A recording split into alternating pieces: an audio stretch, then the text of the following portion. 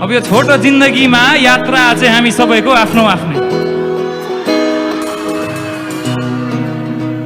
भर्खर सुरु भा हो, भर्खर सुरु भा, कतिचोटि लड्नै बाँकी छ।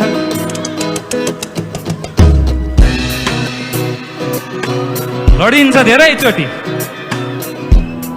तर जसरी लडियो त्यही रफ्तारमा उठिन्छ। 3-4 वर्ष बितेको चालै पाइँदैन, चालै पाइँदैन, चालै पाइँदैन।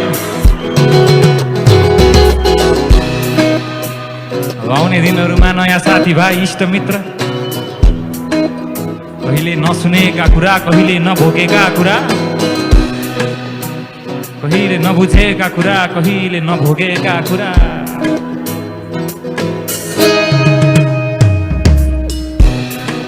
कहिले काहीँ यस्तो आउला तपाईहरुको जिन्दगीमा, राति भक्